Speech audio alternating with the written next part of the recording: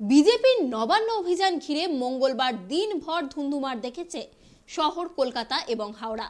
দল বেঁধে রীতিমতো পুলিশের ওপর চড়াও হতেও দেখা গিয়েছে তাদের। সেই নিয়ে এবার তীব্র প্রতিক্রিয়া জানালেন বাংলার মুখ্যমন্ত্রী মমতা বন্দ্যোপাধ্যায়। জানালেন পুলিশ গুলি চালাতেই পারত, কিন্তু তা না করে অত্যন্ত সংযম দেখিয়েছে তারা। পূর্ব মেদিনীপুরের প্রশাসনিক সভা থেকে বুধবার এমনই মন্তব্য করলেন মমতা বন্দ্যোপাধ্যায়।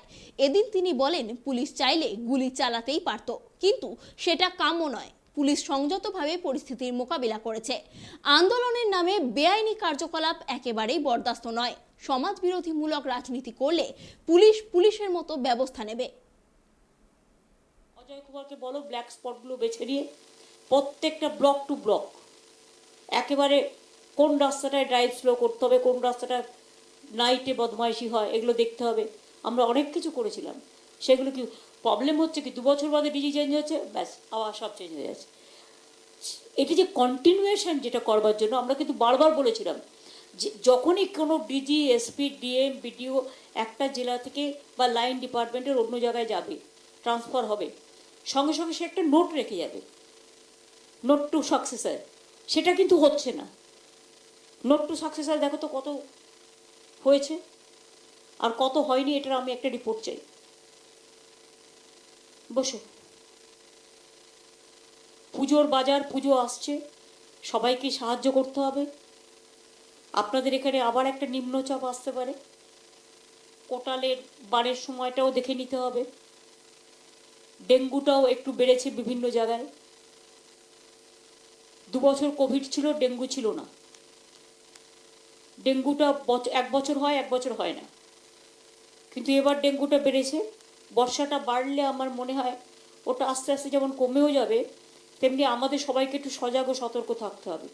আমি নারায়ণ এখানে হেলথ ডিপার্টমেন্ট এবং কর্পোরেশনের আমাদের কর্পোরেশনের কি এসছে আরবান ডিপার্টমেন্ট, স্টেট তোমাদের যে অ্যাডটা ছিল ডেঙ্গু ম্যালেরিয়ার, সেই অ্যাডটা চালাতে বলেছিলাম পরশু দিন থেকে। চালু হয়েছে কি? ফ্রিকোয়েন্সি বাড়িয়ে দাও, ভালো করেছো। 2 গুণের জায়গায় 3 গুণ করে দাও, যাতে লোকে জানতে পারে। ঠিক আছে। আর আশা আইসিডিএস এর মেয়েদের দিয়ে একটু বাড়িতে বাড়িতে একটা করে চিঠি, মানে জাস্ট একটু ওই যেমন আমরা ডোর টু ডোর করতাম বা প্রচার করতাম সেরকম। আর প্রাইমারি হেলথ সেন্টারগুলো, তারপরে সুস্বাস্থ্য কেন্দ্র যেগুলো আছে সেগুলোকে একটু এফেক্টিভ করা। আর অনেক ডাক্তার আছে যারা কোয়াক ডাক্তার আমরা বলি, আমরা তাদের তো ট্রেনিংয়েও দিয়েছিলাম, সুতরাং তাদেরও একটু অ্যালার্ট করা, কী সিমটমসে কী করা উচিত। তারপরে দরকার হলে হসপিটালে যাবে, হসপিটাল তো আছে, কোনো অসুবিধে নেই। মাতঙ্গিনী কলেজ তো হয়ে গেছে। এই তাম্রলিপ্ত কলেজ, স্বাধীনতার 75 বছর বয়সে আমরা তাম্রলিপ্ত কলেজটা এখানে করেছি। এটা কত 263 কোটি টাকার মতো খরচ পড়েছে না কত?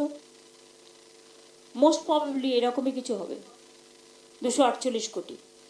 আর ইউনিভার্সিটি মহাত্মা গান্ধী বিশ্ববিদ্যালয়টা কোন পর্যায়ে আছে? কাজ চলছে, আশা করছো তাড়াতাড়ি হয়ে যাবে। তাহলে তাম্রলিপ্ত এটা। আর একটা তোমরা করবে যেটা হচ্ছে পিছাবনি ব্রিজ, যেটা আন্দোলনের একটা সেতু ছিল, মাতঙ্গিনী হাজরা সবাই বলে যে ওখানে মেয়েরা, ওই পিছাবনি ব্রিজ যেটা, সেটাকে যদি একটা কিছু করা যায়।